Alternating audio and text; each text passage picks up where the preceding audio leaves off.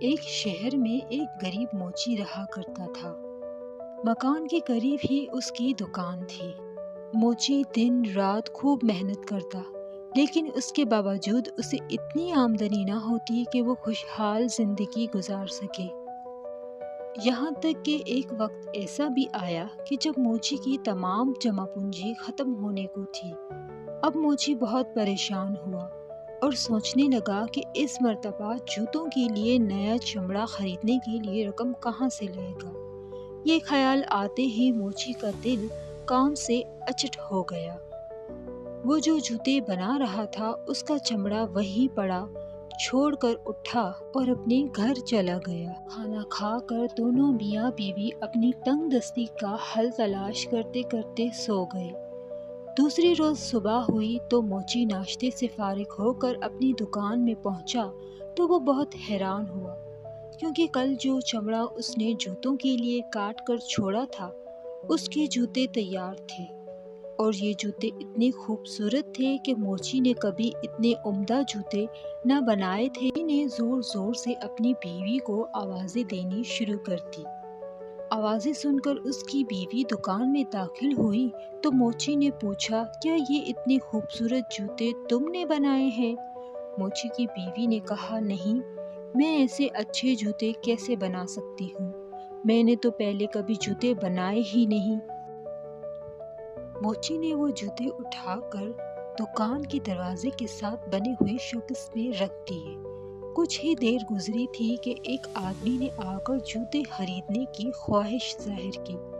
اس نے موچی کو جوتوں کی اتنی اچھی قیمت دی کہ موچی کبھی سوچ بھی نہ سکتا تھا۔ اب موچی نے اس رقم سے گھر کے لیے راشن خریدا اور مزید جوتوں کے لیے چمڑا بھی خرید لیا۔ خریداری سے فارغ ہو کر موچی واپس آیا تو شام ہونے کو تھی۔ موچی کی بیوی کھانا بنانے کی تیاری کرنے لگی۔ موچی چمڑا لے کر دکان میں آ گیا۔ موچی نے 2 جوڑی جوتوں کے لیے چمڑا کاٹا۔ وہ ابھی انہیں سینے کے بارے میں سوچ ہی رہا تھا کہ اس کی بیوی نے آواز دے کر کہا کہ کھانا تیار ہے، آ کر کھانا کھا لو، باقی کام صبح کر لینا۔ یہ سن کر موچی نے کاٹا ہوا چمڑا اپنے کام کرنے والی میز پر چھوڑ کر اپنے گھر چلا گیا۔ دوسری روز صبح جب موچی دکان میں آیا تو وہ ایک مرتبہ پھر حیران ہوئے بغیر نہ رہ سکا۔ رات کو موچی نے جو چمڑا کاٹ کر رکھا تھا اس کے آج پھر عمدہ جوتے تیار تھے۔ موچی نے ایک مرتبہ پھر اپنی بیوی کو بلا کر جوتوں کے بارے میں پوچھا، لیکن اس نے اس مرتبہ بھی اپنی لا علمی کا اظہار کیا۔ موچی نے جوتے اٹھا کر شوکیس میں رکھ دیے۔ تھوڑی دیر بعد جوتے بک گئے تو یہ روزانہ کا معمول بن گیا۔ موچی چمڑا کاٹ کے رکھتا اور صبح آ کر دیکھتا تو عمدہ قسم کے جوتے تیار ہوتے۔ دلچسپ بات تو یہ ہے کہ اپنی خوبصورتی کی وجہ سے کچھ دیر میں ہی جوتے فروخت ہو جاتے۔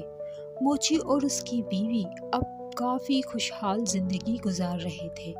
ایک دن موچی کی بیوی نے کہا، معلوم تو کرنا چاہیے کہ رات کو کون ہمارے لیے جوتے بنا کر رکھ جاتا ہے۔ موچی نے کہا، آج رات ہم دکان کی نگرانی کریں گے اور دیکھیں گے کہ کون جو روزانہ ہمارے لیے کام کر کے جاتا ہے۔ موچی اپنی دکان میں کہیں چھپ کر بیٹھ گیا۔ آدھی رات کا وقت آتش دان کی چمنی میں کچھ آوازیں آتی محسوس ہوئیں۔ تھوڑی دیر بعد انہوں نے دیکھا کہ 2 خوبصورت ننھی پریاں ہوا میں تیرتی ہوئی چمنی کے ذریعے دکان میں داخل ہوئی اور کام کرنے والی میز کے پاس رکھے اسٹول پر بیٹھ کر انہوں نے جوتے سینے کا کام شروع کر دیا۔ صبح ہونے سے کچھ دیر قبل جوتوں کے دونوں جوڑے تیار ہو چکے تھے۔ خوبصورت جوتے میز پر اسی طرح چھوڑ کر دونوں ننھی پریاں ہوا میں اڑتی ہوئی واپس چلی گئیں۔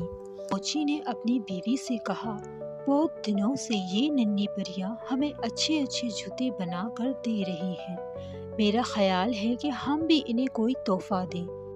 دوسرے دن انہوں نے شام کے وقت کام کرنے کی میز پر بجائے جوتوں کے لیے چمڑا کاٹ کر رکھنے کے جائے دونوں ننھی پریوں کے لیے تحفے رکھ دیے۔ رات کے وقت جب ننھی پریاں دکان میں داخل ہوئیں تو چمڑوں کی جگہ تحفہ دیکھ کر حیران رہ گئیں۔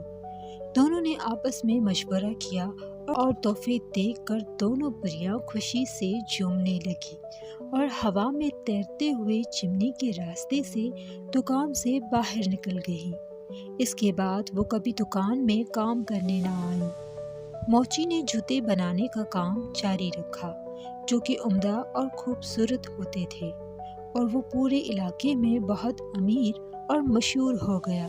لیکن کوئی بھی اپنے جوتوں کا ننھی پریوں کے بنائے ہوئے نرم اور نازک جوتوں سے مقابلہ نہیں کر سکتا تھا۔ اگر آپ میری سب کاموز کہانیوں کو دیکھنا اور سننا چاہتے ہیں تو لائک، سبسکرائب اور بیل نوٹیفیکیشن کو کلک کریں۔